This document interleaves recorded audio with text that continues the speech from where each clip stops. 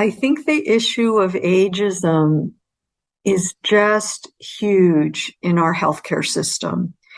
And it is so ingrained that I think people don't even realize. And I think, and now I'm speaking about, culture as well, because in the US, I know that ageist stereotypes are ingrained in us as children, beginning very, very early on. Aren't you expected to grow, learn more about yourself, learn more about the world? You are when you're young. Why would you be less expected to grow when you're 80? The culture dictates how you behave, and maybe the elderly buy into it the way they grow old. My role here now is to say, wait a minute, that's not all there is. There's a good time to be had at this age. Research about the types of ageism that people are exposed to as they go through medical training. And so unfortunately, one study found that as individuals went through medical training, their ageism actually increased because of some of the training that reinforced some of the negative messaging. So I think that's one thing that happens.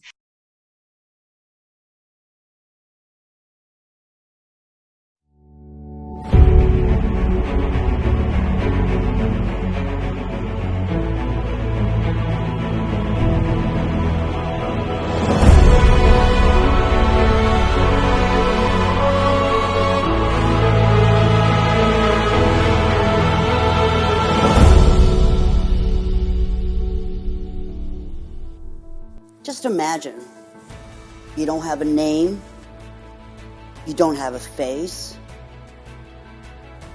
All you are based on a couple of numbers that are written in your medical record.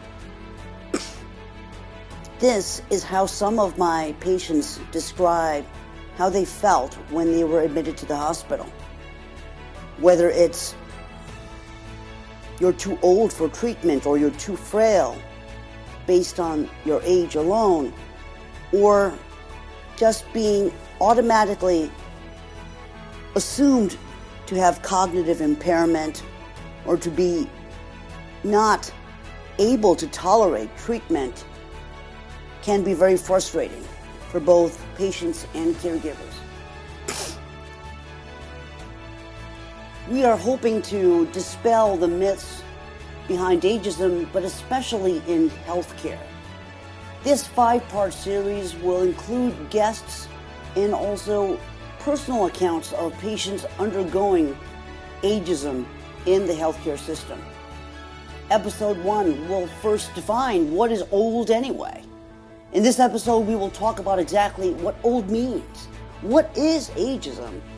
How it has been defined? Has it changed since it was first coined 50 years ago by Dr. John Butler? Proposed guests include Rebecca Levy at Yale University, as well as Dr. Tom Perls at Boston University, who's currently working with centenarians not only in the United States, but also in other countries.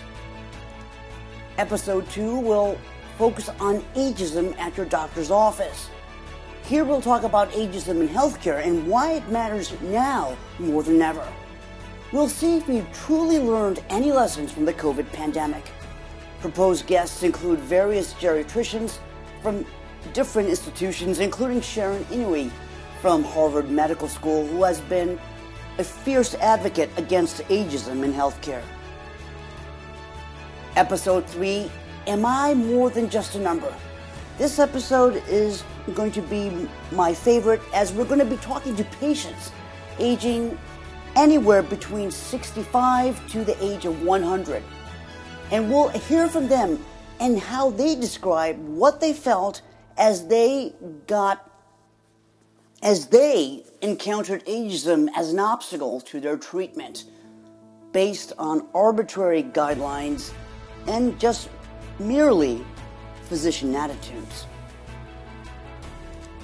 Episode 4, we'll talk about ageism in medical education. Here we'll talk to doctors and get their views on what needs to be changed in medical education, if anything. We'll also talk to other doctors who are now raising concern about how doctors themselves are being subject to cognitive tests and potential mandatory retirement ages.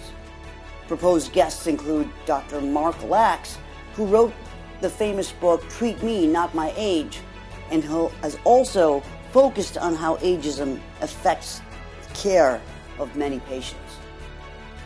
Episode 5, our final installment, is 100 the new 80? Or should it be? We'll talk here about where we need to go from here, both in healthcare and society. Advances in geroscience will mean longer lifespans, but is society ready? What policies need to be in place for an aging society? Our proposed guests include Norman Lear, First Lady Jill Biden, and Senator Bob Casey of the Senate Special Committee on Aging.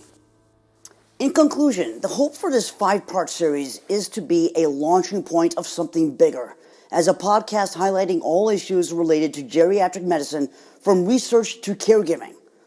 As a passionate physician broadcaster, I want to use the medium to educate and inform and to initiate change.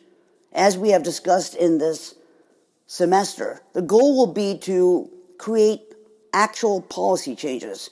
My hope is that this podcast will be the impetus for a draft AMA resolution to highlight the need for changes in medical education that addresses ageism head on.